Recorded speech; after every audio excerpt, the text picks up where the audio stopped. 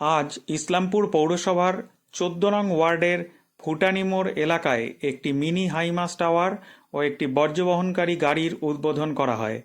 এছাড়াও ফুটানি মোড় এলাকায় ফুটানি মোড় বাসিন্দাদের দ্বারা আয়োজিত সার্বজনীন দুর্গাপূজার পথ চলা শুরু। সার্বজনীন দুর্গাপূজার এটি প্রথম বর্ষ।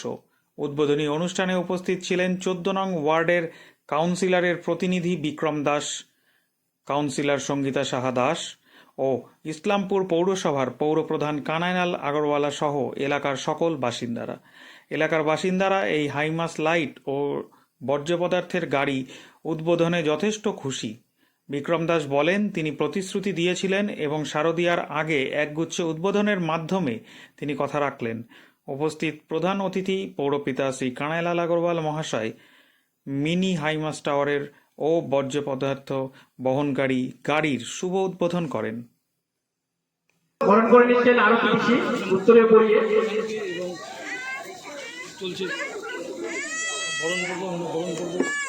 সবাই মিলে একটা জোরে হাতে তালি হয়ে যায়। এবার আমাদের মঞ্চে উপস্থিত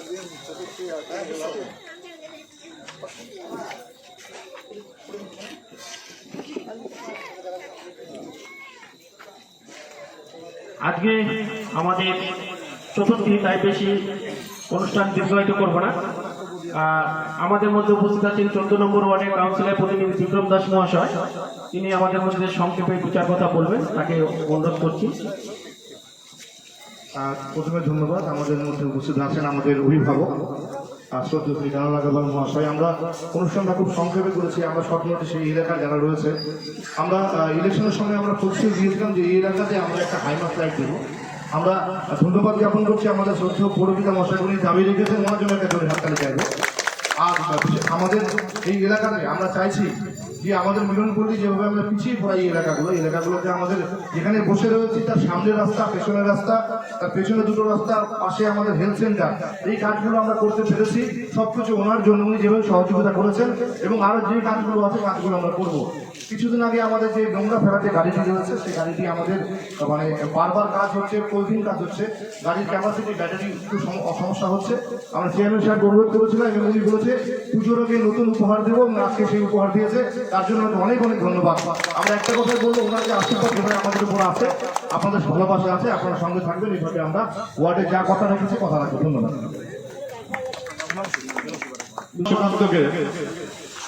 এখানে উপস্থিত আছেন আমাদের ১৪ নম্বর ওয়ার্ডের কাউন্সিলর প্রতিনিধি ভাই বিক্রম, আছেন হিমাংশুদা, আছে গণমান্য ব্যক্তিগণ, সর্বোপরি আপনারা যারা আমার সামনে দাঁড়িয়ে আছেন, বসে আছেন, সবাইকে পৌরসভার পক্ষ থেকে শারদীয় শুভেচ্ছা।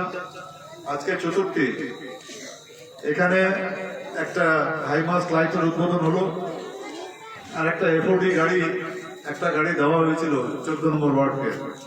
কিন্তু বিক্রম বলছে, দাদা বারবার গাড়িটা কাজ ঠিকমতো কাজ হচ্ছে না, খারাপ হয়ে যাচ্ছে। আমাদের নোংরা পরিষ্কার তো করা এটা পৌরসভার কর্তব্য।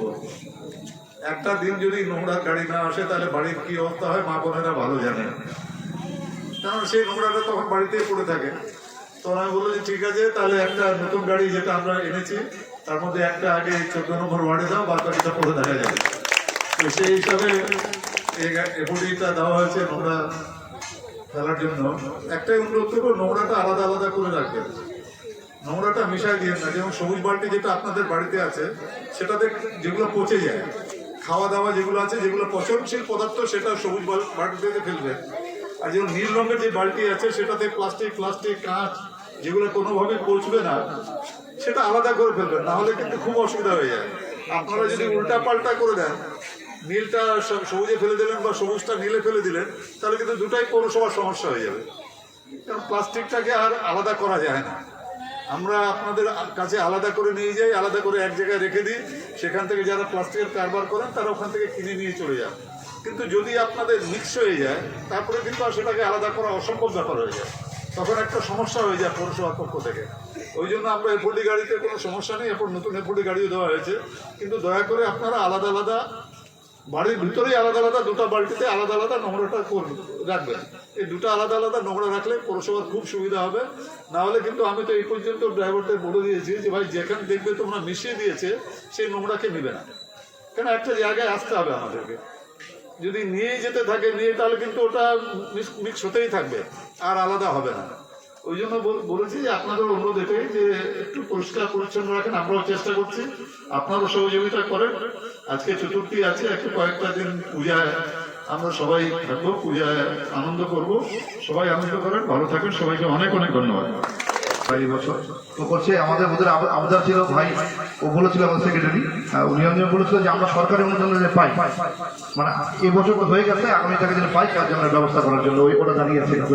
আগে থেকে বলতে হবে ভাই, কমসে কম 1 মাস আগে থেকে বলতে হবে। ওই হঠাৎ করে যদি সামনে বলো তাহলে হয় না। অনুদানের যে ব্যাপারটা আছে, প্রত্যেকটা জেলাতে তো অনুদান ফিক্স করা আছে যে এই জেলাতে ধরেন 100টা পুজো অনুদান পাবে। তো যদি কোনো কারণে একটা আমরা যদি বাড়াতে পারি, কারো না কারো কোনো অসুবিধা যদি হয়ে যায়, তাহলে সেখানে আমরা এটাকে প্লেস করে দিতে পারবো। কিন্তু আমাদের 1 মাস আগে থেকে কমসে কম বিক্রমের মাধ্যমে আমাদেরকে জানাতে হবে যে না এটা দরকার আছে। তাহলে আমরা আগে থেকে এই ব্যাপারটাতে যারা দেখাশোনা করে এই ব্যাপারটা, যেটা ডোলের ব্যাপারটা, ওটা আমরা দেখবো, চেষ্টা করবো, এটা বলতে পারি। কমিটমেন্ট করার চেষ্টা করা দুটোর মধ্যে আমাদের যে চেষ্টা করবো, প্রাণপণ চেষ্টা করবো যেন আপনারা পান। ধন্যবাদ সবাইকে। অসংখ্য ধন্যবাদ আমাদের অভিভাবক। পুজোর মধ্যে হচ্ছে জনগণের জন্য কাজ করা কিভাবে দেখছেন, কি বলবেন?